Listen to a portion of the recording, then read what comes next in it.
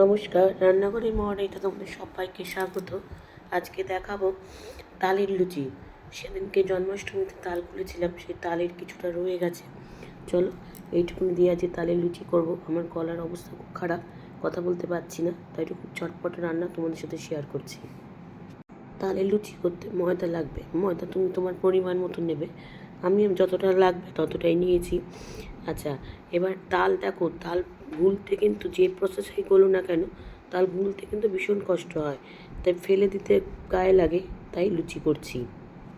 আচ্ছা, লুচি যেহেতু, তো ময়মের একটা ব্যাপার আছে, তাই প্রথমে সাদা তেল দেব আর নুন দেব, কিন্তু চিনিটা দেব না।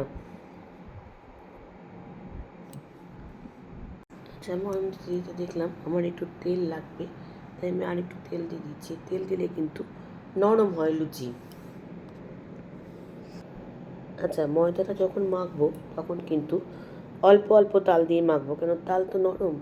প্রথমে ঢেলে দিলে কিন্তু পাতলা হয়ে গেলে তখন আমাকে ময়দার পরিমাণটা বাড়াতে হবে। সেই জন্য দেখো অল্প অল্প পরিমাণ দিয়ে মাখছি, যতটা লাগবে ঠিক ততটাই ব্যবহার করছি। এবার অল্প অল্প, কেন তালে যখন জল হয়ে যায়, যেহেতু ওটাকে গোলা হয়ে গেছে, সেহেতু ওটা জলের মতন হয়ে গেছে, তাই জন্য কিন্তু আর জলও এখানে ব্যবহার করব না। তালটা কিন্তু মাখা হয়ে গেছে, একটু নরম করে মেখেছি, কেননা নরম করে মাখলে না, একটু বেলাটা নরম করে মাখলে লুচিটা একটু নরম নরম হবে, সেজন্য একটু নরম করে মেখেছি। চলো ওপর দিয়ে একটু তেল গুলিয়ে এটাকে কিছুক্ষণ রেস্টে রেখে দেবো, তারপর কিন্তু লুচির মতন ভাজবো। আচ্ছা, দেখো 8 ঘন্টা পর আমি কিন্তু এটাকে আরেকবার ঢাকনাটা খুলে দিয়েছি, দিয়ে এবার একটু ভালো করে মেখে নিচ্ছি। নিয়ে এবার কিন্তু লুচির মতন কেটে বেলে নেব। আচ্ছা, এবার দেখো লুচির মতন কিন্তু ছোটো করে বেলে কেটে নিয়েছি, লেচি কেটে নিয়েছি। এবার একটু তেল নিয়ে নিয়েছি, নিয়ে বেলে নেব।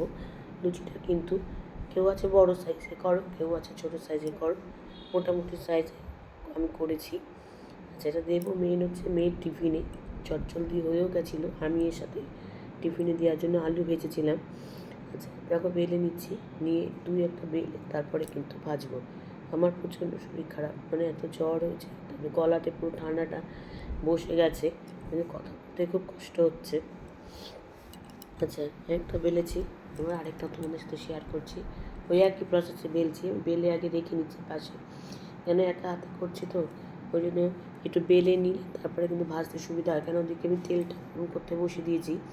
আমি কিন্তু যে তেলটা ব্যবহার করছি এটা দিয়ে কিন্তু আমি তালের বড়া করেছিলাম, আর তালের জিনিস তেলের একটা তালের গন্ধ হয়েছে, এই তেলটা ভাজাভুজি ছাড়া ব্যবহার করা যায় না, তাই জন্য ওই তেল দিয়ে আবার লুচিটা ভাজছি। আচ্ছা, কড়াইতে সাদা তেলটা কিন্তু গরম হয়ে গেছে, হাত দিয়ে দেখছি, আর গ্যাসটা কিন্তু লোতে রেখেছি। এবার লুচিটা দিয়ে কিন্তু গ্যাসটা মিডিয়ামে করে দেবো।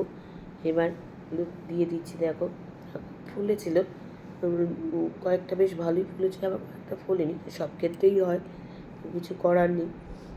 এবার দেখো লুচিটা আস্তে আস্তে দিয়ে দিয়েছি তেলে, যখন ফুলেও তেল থেকে বেশি উঠবে তখনই বোঝা যাবে যে লুচিটা হয়েছে, তেলটা গরম হয়েছে। দেখে নিচ থেকে তেলটা উঠে, লুচিটা উপর দিকে উঠে গেছে। দেখো লুচিটা কিন্তু ভাজা হয়ে গেছে। এবার এটাকে আরেক পিঠ ভালো করে ভেজে নিচ্ছি, নিয়ে এবার কিন্তু এটাকে তুলে নেব। আচ্ছা, লুচিটা কিন্তু খেতে কিন্তু ভালো হচ্ছিলো, বেশ নরম নরম হয়েছিল।